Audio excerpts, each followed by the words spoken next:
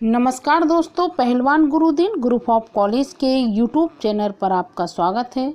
मैं विभा ताम्रकार, राजनीति विज्ञान की प्रवक्ता। यदि आपने हमारा चैनल अब तक सब्सक्राइब ना किया हो तो प्लीज़ सब्सक्राइब करें, शेयर, लाइक, कमेंट्स जरूर करें और बेल आइकन बटन दबाना ना भूलें, जिससे हमारी सारी नोटिफिकेशन आपके पास सबसे पहले पहुंचे। मैंने प्लेटो से संबंधित बहुत सारी जानकारी दी आपको, और आज भी मैं प्लेटो से ही संबंधित पढ़ाऊँगी। और इसमें हम आदर्श राज्य और दार्शनिक शासक के बारे में बताएंगे और इसकी आलोचना करेंगे कि प्लेटो ने जो न्याय, शिक्षा और साम्यवाद की जो बातें की हैं उसकी आलोचना कैसे हुई है। इससे संबंधित बहुत सारी चर्चा आपके साथ करेंगे। जैसे आदर्श राज्य में दार्शनिक शासक में प्लेटो अपने आदर्श राज्य की बागडोर दार्शनिक वर्ग को प्रदान करता है।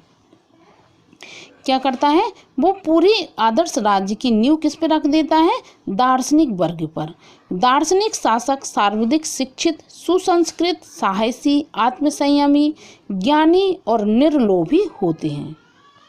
प्लेटो की यह धारणा है कि आदर्श राज्य में शासन कार्य परम बुद्धिमान व्यक्ति के हाथों में रखना चाहिए। आदर्श राज्य में क्या करना? परम बुद्धिमान राजा के हाथों में शासन की बागडोर रखनी चाहिए, जो कंचन और कामनी से दूर रहते हुए शासन का संचालन करे। यह दो बातें आती हैं शासन और सैनिक के लिए। कंचन और कामनी से दूर रखते हुए शासन का संचालन करे। राजा इतना बुद्धिमान हो लेकिन वह कंचन और कामनी से दूर रहे। सोना और स्त्री दोनों से उसने दूर रखा एक राजा को। राज्य के कल्याण के हाथ वह अपना कल्याण एवं राज्य के अहित के साथ अपना अहित जुड़ा हुआ मानता है। राज्य का कल्याण है तो राजा का भी कल्याण होगा, और राज्य का यदि अहित होता है तो उसमें राजा का भी अहित मानना होगा। प्लेटो उसे विवेक का प्रेमी और नगर का सच्चा तथा अच्छा संरक्षक मानता है। क्या मानता है? विवेक का प्रेमी और नगर का सच्चा और अच्छा संरक्षक मानता है। दार्शनिक शासक उसे समस्त गुणों का आकार प्रतीक होता है। उसके अनुसार दार्शनिक सर्वकाल और सर्वसत्ता का दृष्टता है। इस प्रकार के सर्वज्ञाता, सर्वद्रष्टा, विवेकशील तथा ममत्वशील दार्शनिक शासक को प्लेटो आदर्श राज्य की बागडोर निर्बाध रूप में सौंप देता है। इस श्रेष्ठ मल्लाह के नेतृत्व में आदर्श राज्य की नौका आंधी और तूफान के झंझोरते हुए बचाती हुई अपनी मंजिल तक अवश्य पहुंचेगी।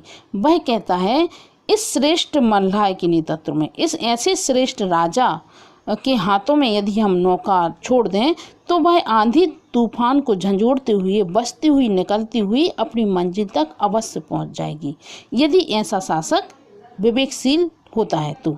प्लेटो को यह बिल्कुल स्वीकार नहीं था कि इस दार्शनिक शासक के कार्य में किंचित मात्र भी व्यवधान उपस्थित किया जाए। प्लेटो कभी नहीं चाहता था कि राजा के मार्ग में किंचित थोड़ा सा भी कोई व्यवधान आए, तो वह हर चीज़ से राजा को दूर रखता था। इसलिए इस महाशक्तिमान द्वारा शासित आदर्श राज्य में प्लेटो ने कानून को भी कोई स्थान नहीं दिया। वह राजा को इतना महत्व देता था कि उसने राजा कानून को भी कोई स्थान अपने जीवन में नहीं दिया। नैतिकता पर पूरा बल देता था। वह कहता था जब हम इतना श्रेष्ठ राजा बनाएंगे, इतना चुन चुन कर, जो बिल्कुल फर्स्ट क्लास का होगा, क्लास में हमेशा टॉपर रहता होगा, उसके लिए हम राजा बनाएंगे, और उसमें बहुत सारे ऐसे नैतिक गुण होंगे। जब हमें कामनी और कंचन से उसको दूर रखेंगे तो वह बहुत अच्छा राजा घोषित होगा और राज्य की बागडोर बहुत अच्छी तरह से उसके हाथ में रहेगी। फिर क्या आता है? जब इतना चीज़ उसने बताया है तो इसकी आलोचना तो जरूर होगी।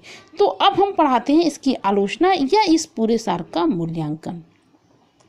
फिर प्लेटो के आदर्श राज्य की अवधारणा की डनिंग, पापर, रसेल आदि विद्वानों ने कटु आलोचना की गई है। डनिंग के अनुसार आदर्श राज्य की अवधारणा अव्यवहारिक है। क्या डनिंग क्या कहते हैं कि जो आदर्श राज्य की अवधारणा प्लेटो ने रखी है वह बिल्कुल अव्यवहारिक है। पापर के अनुसार प्लेटो ने आदर्श राज्य का निर्माण इस प्रकार किया है कि उसकी वेदी पर उसने व्यक्ति के राज्य के परिप्रेक्ष्य में एक साधन मान दिया है। रसेल ने आदर्श राज्य को रोमांसवाद की संज्ञा दी है। मोटे रूप में प्लेटो ने आदर्श राज्य की अवधारणा की निम्नलिखित आलोचना की जा सकती है। जैसे बहुत सारे जो डनिंग ने बताया, पॉपर ने बताया और रसेल ने बताया है कि इस प्रकार से प्लेटो अव्यवहारिक है और इसकी आलोचना की जा सकती है। आलोचना में पहला शब्द क्या आया कि आदर्श राज्य एक स्वप्निल संसार है, स्वप्न की तरह है। वह कहता है, आलोचक क्या कहते हैं कि आदर्श राज्य एक स्वप्निक संसार है। प्लेटो के आदर्श राज्य की अव्यवहारिकता को देखते हुए उसे एक स्वप्निल संसार कहकर पुकारा जा सकता है। उसे बादलों में स्थित नगर की संज्ञा दी गई है। ऐसा संध्याकालीन जंतु कहा गया है जो क्षण भर के लिए दृष्टिगोचर होकर रात्रि की नीरवता में विलुप्त हो जाता है। क्या कहा आलोचकों ने कि उसने ऐसा संध्याकालीन तंतु कहा गया है जो क्षण भर के लिए दृष्टिगोचर होकर रात्रि की नीरवता में विलुप्त हो जाता है। आदर्श राज्य निरी कल्पना एवं मृग तृष्णा है। आदर्श राज्य कैसा है? केवल एक कोरी कल्पना है और मृग तृष्णा है। फिर आता है स्वतंत्रता का निषेध। आलोचक कहते हैं इसमें स्वतंत्रता का निषेध।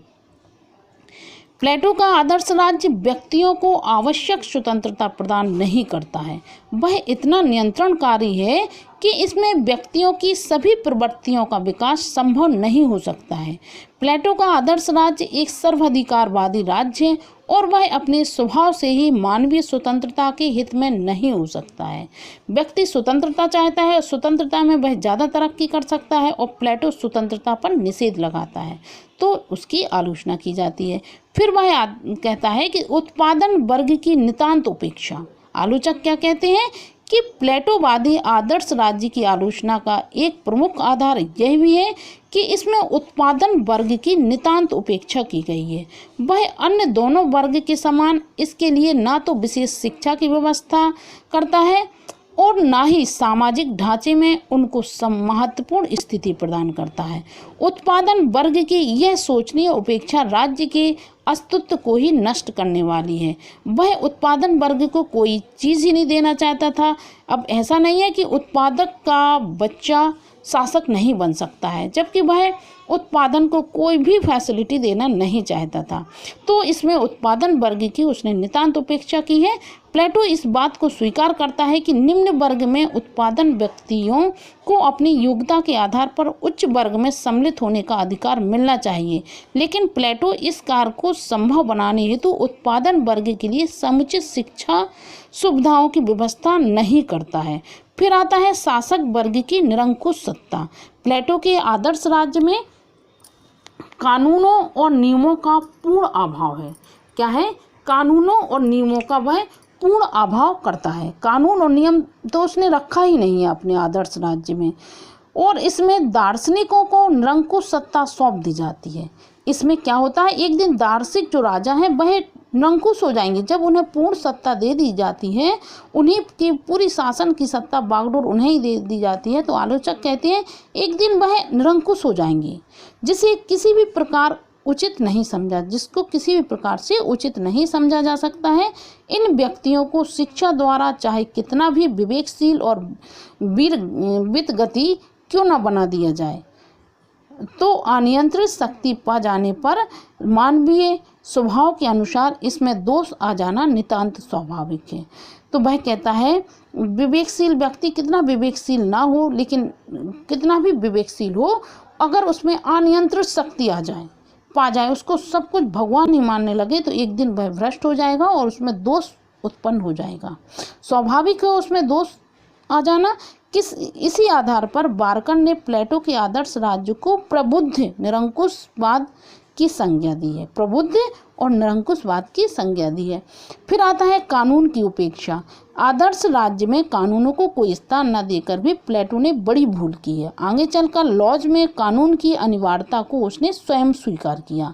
जो उसने अपने लास्ट में जो लॉज ग्रंथ लिखा है, उसमें उसने कानून की अनिवार्यता को स्वीकार किया है।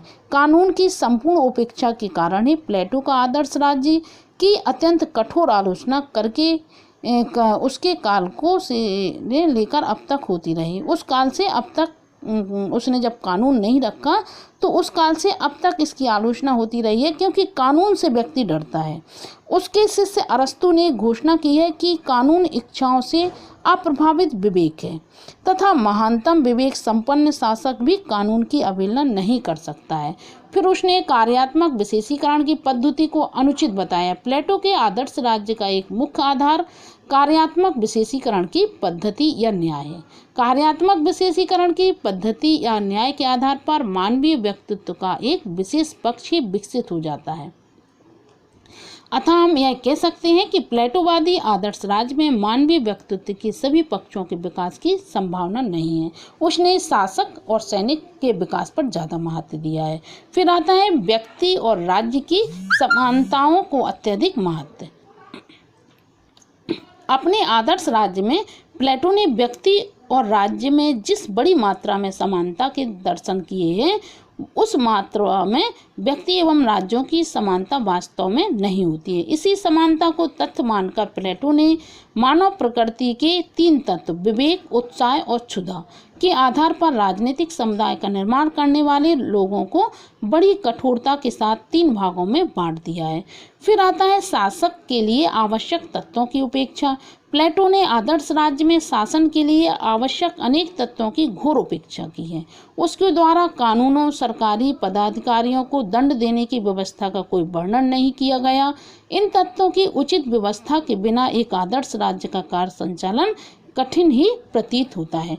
तो प्लेटो ने इन चीज़ों जो उसने रखा है, आलोचकों ने उसकी कटु आलोचना की है और अरस्तु द्वारा भी उसकी आलोचना बहुत चीज़ों में की गई है। अरस्तु ने भी इन चीज़ों की, प्लेटो की कुछ बहुत सारी चीज़ों की उसने आलोचना की है।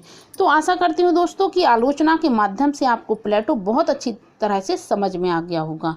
धन्यवाद दोस्तों।